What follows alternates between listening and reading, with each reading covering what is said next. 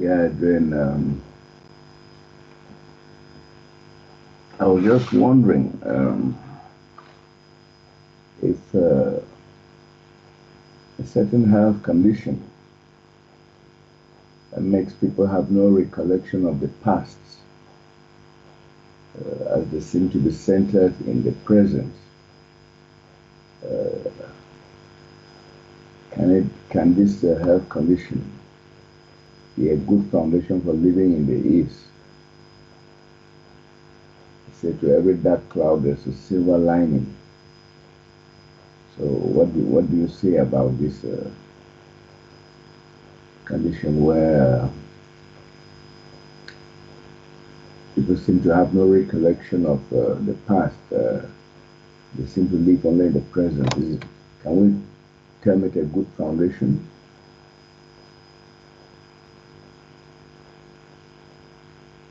So your question is, can everybody hear, Charles? Okay, it's a little fuzzy, Charles. Are you close to the mic? Oh, yeah, I have no mic. Oh, you have no mic. Okay, you're on your computer or phone? Yeah. So I want to know whether this health condition where people seem to forget everything about the past and seem to live only in the present, is it a good foundation for being, after all, for being in the isness? We forget that this is a health condition that is whatever. Can we say it's a good condition for, it's a good foundation for the East, living in the East? Well, one of your replies there, whatever, that works for a lot of things. I use that all the time. What's interesting about the is, why don't you mute? Yeah, why don't you mute for a second there, because we can hear a buzz on your end. Yeah, thank you. Yeah, don't forget to unmute. Charles's question was, because we come into this lifetime and we don't remember the past, is that, if I heard it right, Charles, you called it a health condition? That's interesting. Okay, we can call it a health condition. Is that a good candidate? That's what I interpreted for the is. Is that correct? Something like that, Charles?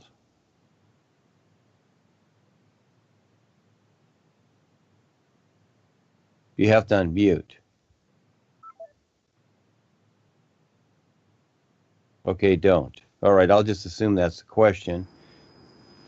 Yeah, because there's a health condition called Alzheimer's. Well, yeah, yeah, go sort ahead. of makes people forget about the past and seem to be centered in the present. So is it a good foundation for the East? That's a good question. I like your questions. Thank you. Yeah, go ahead and mute.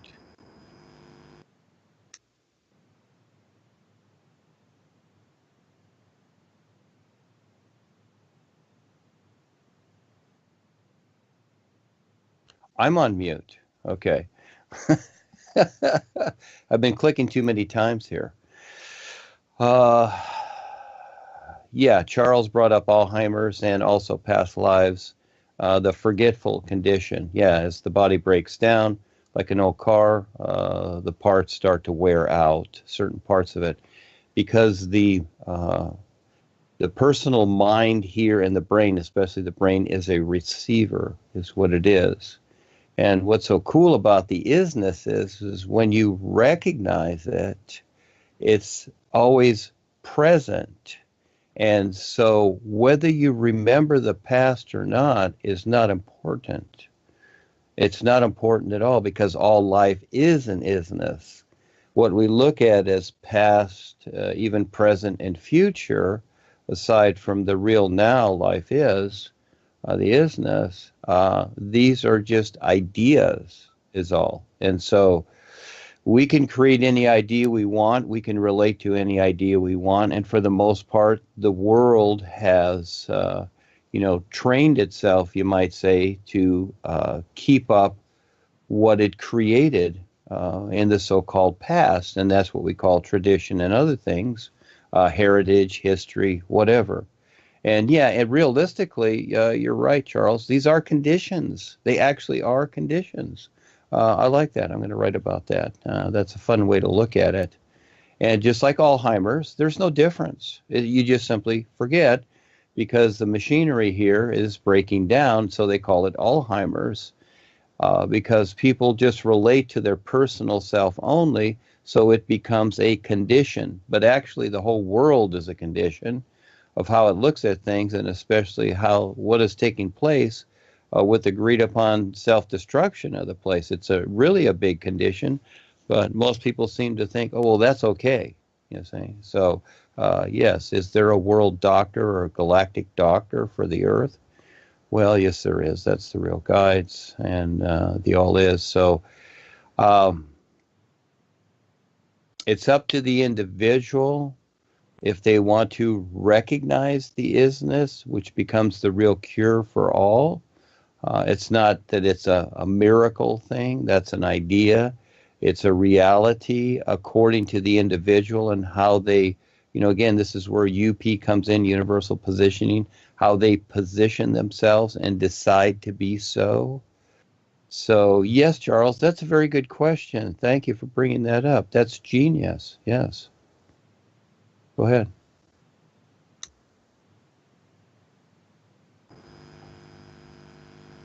Okay. My next question concerns the new presentation. So, in comparison to the multitude of people in the world, so we find that the new presentation is known at the moment, and maybe sometime after will be known only by a tiny fraction of the people here. So I want to know, I want us to talk about what will become of them. These people who don't know anything about it, what will become of them since their belief system is diametrically opposed to the new presentation? Will they be condemned to hellfire, even if it was the fault of the wonderful worldwide educators not to have made contact with them, or just because the new man could not make contact with them? So what will happen to these people who don't, who have no knowledge about the new presentation, but who are fervent? They want to find a way into what they think into heaven and all the like. So, can you say a little bit about this? A little bit or a lot? Okay, so if you'll mute again, thank you. Yes, the question is that what if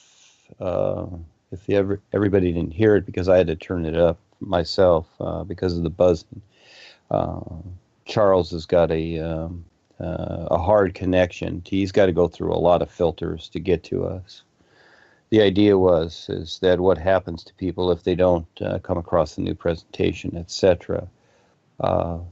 Well, each person on its own, but I would say that a lot of people are just going to be taken or figure out or go to the big cafeteria in the sky in the astral worlds. That's one option. But there's heaven on earth, and there's heaven in other realms we call heaven. And it's now that this is brought up, the idea of heaven is interesting because it was really the original invaders of this planet that decided a lot of these things, heaven and hell and whatever, and these have become designated places for people, etc. So, yeah, but realistically, it's up to each individual what they figure out. And so, not everybody is ready for this to understand this because life is big. And what we're understanding from the new presentation is really very minute. I mean, this is just a start into something that is awesome and incredible that you can't even consider. Actually, that's the best part of it.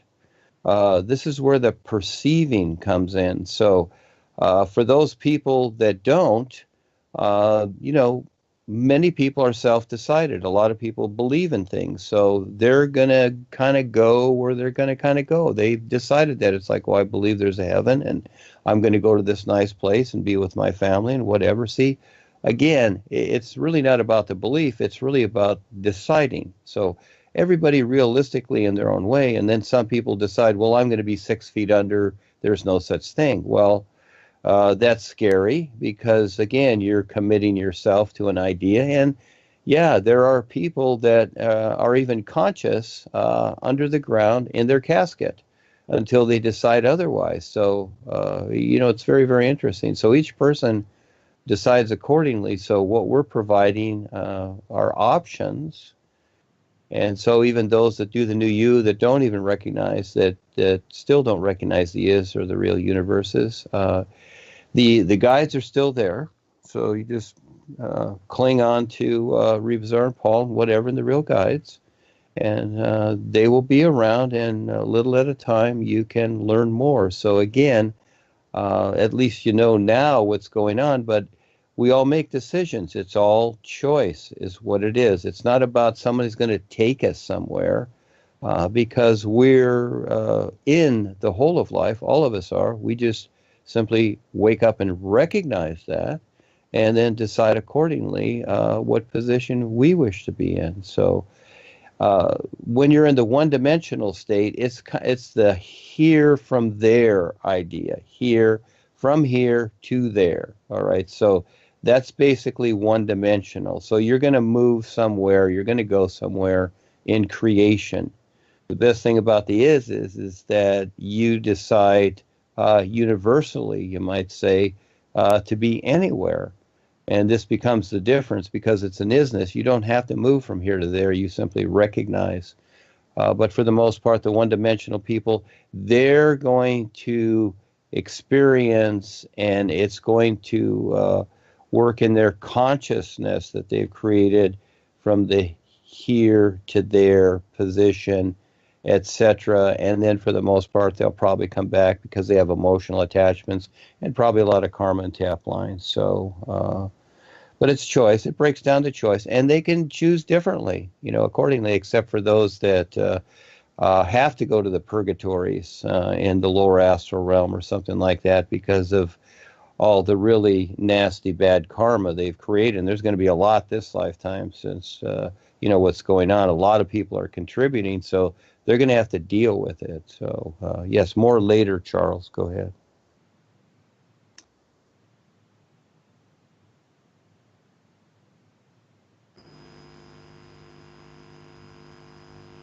Okay, then. Um, um, it is said that the higher encompasses the lower, and the macrocosm is contained in the microcosm, and vice versa. So would we say that the real universe being the position beyond which there is no other, encompasses all the values of the lower life levels and much more?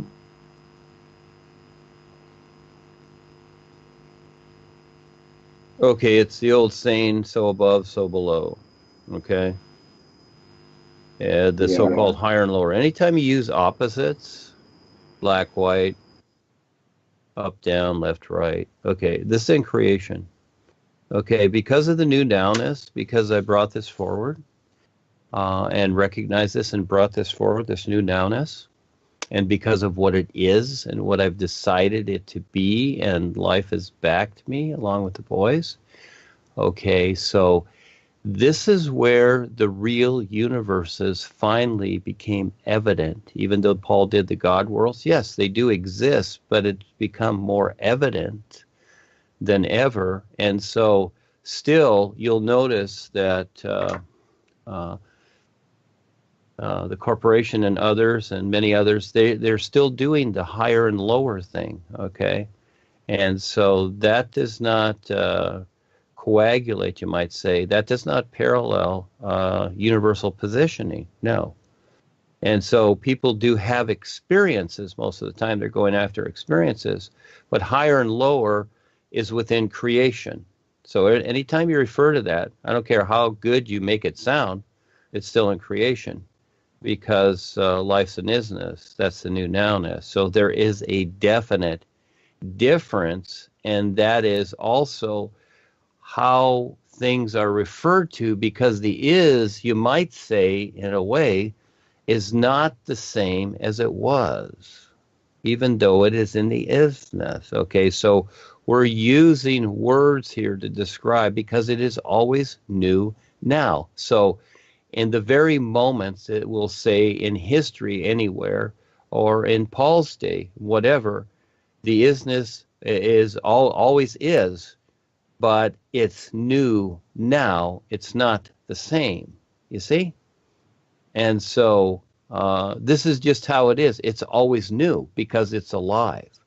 And just like your body is an example, it's a reflection. That is that as long as the body is alive here, we call it living and alive here. It's a simulation, but still, the cells in the body, as an example, the bloodstream, the cells are active, aren't they? And they split. They constantly split, don't they? The body just does not stay the same, does it? No. It's a reflection of that reality. It gets better, just like a plant grows. It continues to grow, and it'll just grow and grow and grow and grow. Okay? So anything in creation is an expression of that, but it's to recognize what is. So, yeah, the higher and lower aspects, this is actually confuses people because it's not that. And this is where they continue to chase and seek something. And it's not about that. It's about recognition is what it is. So in its place of chasing something, people will basically, I'll use meditation as an idea. They will meditate and to be balanced and calm and peaceful. Okay, that's fine. But just like Paul said in his day, peace is not truth. Okay, so in his day, he referred to the idea of truth. I don't. Once in a while, I use the idea of real truth, but actually it's an isness. That's better. That reference is better than real truth because, again, people get confused because they eventually bring it back to themselves and apply accordingly, and everybody has their own truth. So I don't use the truth idea because we even got it in the courtroom. Do you swear to tell the truth? Well, most people that so-called swear on the Bible, and actually, I've never heard anyone in the courtroom say, "God damn it." I mean, that's really swearing, but nobody swears. All of a sudden, they make a statement. Whose truth is that? Even when they say yes, within themselves, they have an intent, and they may not be agreeing. So, this is what takes place in creation. So again, the real universes are now unique and have nothing to do with higher and lower. So that again is in creation. So it's kind of like us every day. We get up from bed, and then at night we go down to bed or whatever. Okay, we lay down, don't we? So there's up and down, that's in creation, and our thoughts are up and down and whatever. But the isness, no, it's unique. And so that's the best part of it. And so it's up to each person if they want to recognize it or hang on to the old ideas that they've always known, and they will work for a while, but eventually, yeah, they won't. Maybe it'll get you a good job or something, but the end result is that you'll still be in the consciousness. And it's okay to be in the consciousness. It's how you recognize being now here, okay? So, again, it's a decision, but up and down and all these things, no, these are old ideas, like transcendentalism, meditation, all these things we've known, etc., the spiritual, religious past, whatever. These ideas are still fossilized here, but it has nothing to do with us. You know, the references that I'm providing are all about the isness to better understand. So it's kind of like moving around life and getting different views. You see, you move yourself around, but realistically, you're waking up and recognizing how much more there is. In other words, already is, so it's not a matter of even moving. I don't really use the idea of moving either or travel, all right, because it's not that. So to describe this, how it is, okay, that's how it is. And so this is where it's confusing to many people because they're trying to use their literal mind to define it and decipher it, where it takes quite a bit of study, and to where you get the literal mind to where it's more flexible and it's willing to possibly see something more than just its personal self and make these self-determinations about what life is, where you're self-convinced. Okay, so yes, Charles, there's a little bit of an answer there for you.